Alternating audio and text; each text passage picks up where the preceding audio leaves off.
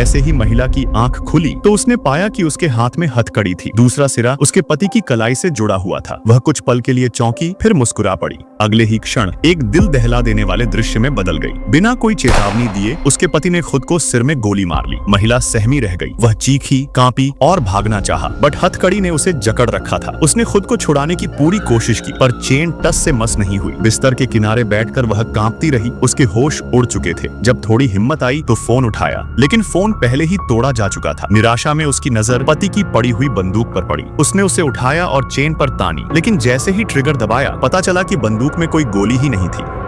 वह लाश को घसीटती हुई ड्रेसिंग रूम तक ले गई, जहां सिर्फ एक बर्फ सी सफेद शादी की ड्रेस टंगी थी। ड्रेस उतारते ही पीछे एक तिजोरी दिखाई दी, लेकिन अब सोचने का समय नहीं था। उसने शादी की ड्रेस नीचे बिछाई, उस पर पति की लाश को लिटाया और खुद पति के मोटे कपड़े पहन लिए, ताकि सर्दी से कुछ तो राहत मिले। अब वह रसोई तक पहुंची, हथकड़ी खोलने का कोई औजार ढूंढने लगी, लेकिन सारी कोशिशें नाकाम रही। आखिरी उम्मीद कार थी। उसने अपने पैरों को शादी के जोड़े से लपेटा और खून से सने फर्श पर चलती हुई धीरे धीरे लाश को घसीटते हुए स्टोर रूम तक ले गई। किसी तरह लाश को कार में डालकर चाबी घुमाई, पर इंजन नहीं दहाड़ा। पेट्रोल पहले ही निकाला जा चुका था। इसी क्षण मरे हुए पति की आवाज सुनाई दी। वह डर के मारे उछल पड़ी, लेकिन यह आवाज असल में उसके गाड़ी में लगे रिकॉर्डर की थी, जिसे पति ने अपनी मृत्यु के बाद अंतिम संदेश सुनाने के लिए रिकॉर्ड किया था। रिकॉर्डर ने बताया, पति जानता था कि पत्नी ने उसे धोखा दिया। यह शादी उसके लिए एक गहरा अंधकार बन चुकी थी, इसलिए उसने आत्महत्या की, और अब मरने के बाद भी वह उसे माफ नहीं कर सका। महिला अब पूरी तरह टूट चुकी थी। वह वापस लौटी, लाश को फिर से अंदर घसीटा, खून साफ किया, कपड़े बदले और आईने में देखा। खुद को पहचानना मुश्किल था। उसका शरीर कांप रहा था, मन सुन्न था, लेकिन गले में अब भी वही हार था, शादी की आखिरी निशानी। फिर महिला ने जैसे ही हार उतारने की कोशिश की, उसने पाया कि यह हार कोई आम हार नहीं, बल्कि विशेष रूप से डिजाइन की गई थी, जो आसानी से निकाली ही नहीं जा सकती थी।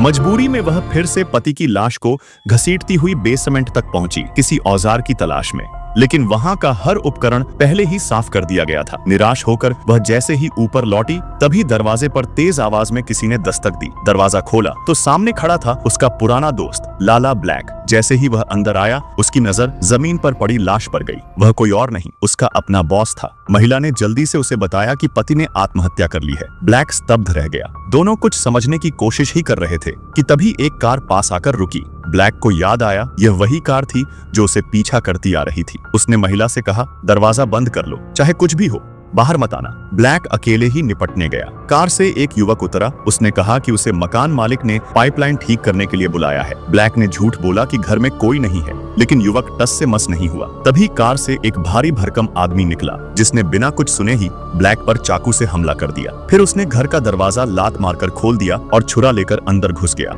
महिला दीवार के पीछे छुप गई, सांस तक नहीं ली। सौभाग्य से वह उसे देख नहीं पाया, क्योंकि उसका मकसद था कमरे में रखा वह तिजोरी। जब दोनों घर में तिजोरी ढूंढ रहे थे, महिला किसी तरह लाश को घसीटते हुए बाहर गोदाम तक पहुंच गई। तभी अंदर वाला युवक खून के धब्बे देखता हुआ गोदाम की ओर बढ़ने लगा। महिला को वहां एक धारदार औजार मिल गया। जिंदा रहने के लिए उसने दिल कड़ा किया और अपने ही पति के हाथ को काटने लगी, ताकि हथकड़ी से खुद को आजाद कर सके। जैसे ही वह सफल होने ही वाली थी, युवक दरवाजे तक पहुंच गया। महिला ने जल्दी से सफेद कपड़ा ओढ़ लिया और खुद को ढक लिया। युवक ने केवल लाश को देखा और डर के मारे दौड़ पड़ा, पर वह अकेला नहीं लौटा। उसके साथ भारी भरकम आदमी भी आ गया। दोनों ने लाश की कटी हुई कलाई देखी और समझ गए कि मरा हुआ व्यक्ति उनका ही बॉस था। अब तिजोरी की चाबी और फिंगरप्रिंट सिर्फ महिला के पास थे। युवक ने सुझाव दिया कि शायद महिला भाग चुकी हो, लेकिन वे यह नहीं जानते थे कि महिला ठीक उनके पैरों के नीचे छिपी थी, कांपती, डरी हुई। तभी भारी भरकम आदमी ने जमीन पर ताजा खून देखा और समझ गया महिला कहीं पास ही है। उनके जाने के बाद महिला ने राहत की सांस ली। उसने शादी की ड्रेस फाड़कर पैरों में बांधी और फिर गोदाम में पड़ी एक पेट्रोल की केन उठाई।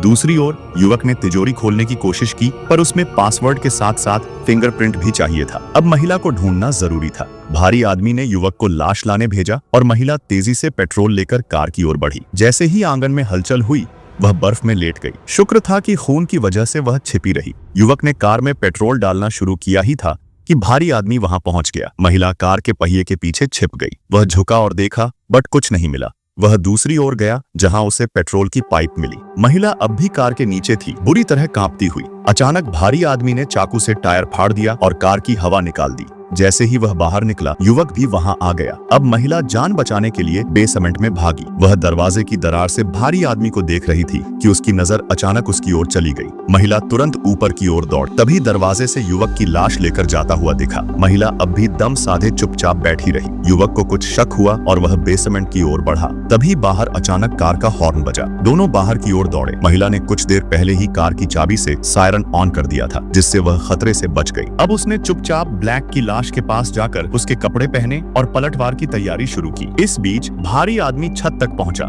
जहां एक ढंका हुआ शरीर पड़ा था। उसने कपड़ा हटाया, लेकिन वह तो सिर्फ एक पुतला था। औरत अचानक उठ खड़ी हुई, एक डंडा उठाकर सीधे उस हट्टे कट्टे आदमी के चेहरे पर दे मारा। वो सीधे छत से नीचे गिर पड़ा। कांपते हाथों से उसने उसकी जेब से कार की चाबी निकाली और भागकर उसकी गाड़ी में जा बैठी। शीशे लॉक कर दिए, लेकिन जैसे ही उसने गाड़ी स्टार्ट की, वही आदमी फिर से प्रकट हो गया और उसे गाड़ी से खींच लिया। संघर्ष के बीच औरत ने पुलिस को कॉल कर दिया, पर बोलने से पहले ही उसका गला दबा दिया गया। जब उसकी आंख खुली तो सामने आधे चेहरे से जले अपने पति को देखकर वो दहल उठी।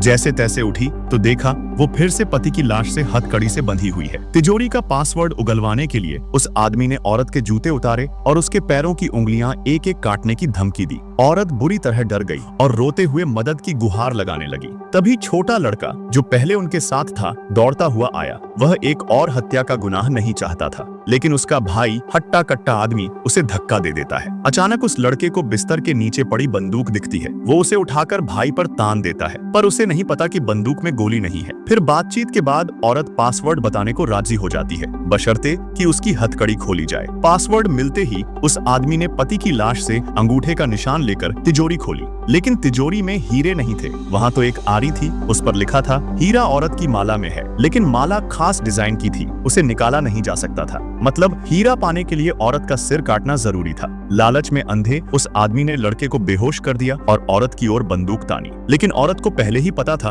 कि बंदूक खाली है। वो जल्दी से चाकू छीनना चाहती थी, पर वो आदमी उसे जमीन पर पटक देता है। वह रेंगती है तो उसकी जांघ में चाकू घोंपकर उसे खींच लिया जाता है। औरत ने अपनी जान बचाने के लिए पास के फोटो फ्रेम से खुद को ढका और जैसे ही आदमी ने वो हटाया, उसने पास पड़ी प्लायर उठाकर उसके सिर पर दे मारी। वह बेहोश हो गया। होश में आते ही वह उसे पकड़ने दौड़ा, पर उसका हाथ पति की लाश से बंध गया। अब उसे औरत का पीछा करने के लिए लाश को घसीटना पड़ा। घायल औरत बर्फ से ढकी झील की ओर रेंगती है। आखिरकार वह आदमी उसे पकड़ लेता है। संघर्ष के दौरान औरत झील की बर्फ पर चाकू मारती है और आदमी के कंधे में चाकू घोंप देती है। तीनों का वजन बर्फ नहीं सह पाता और वे झील में गिर जाते हैं। पानी के नीचे भी संघर्ष चलता है। औरत चाकू निकालकर आदमी की आंख में घोंप देती है। वो दर्द में उसे छोड़ देता है और धीरे धीरे झील की गहराई में डूब जाता है। औरत आखिरी दम पर सतह पर आ जाती है, पर अब छुकाव ढूंढे नहीं मिलता। वो बेतहाशा चाकू से बर्फ को मारती है। किस्मत से बर्फ टूटती है और वह बाहर निकल आती है। जमीन पर लेटकर बुरी तरह हांफती है। फिर वह अपनी उंगली से शादी की अंगूठी उतारती है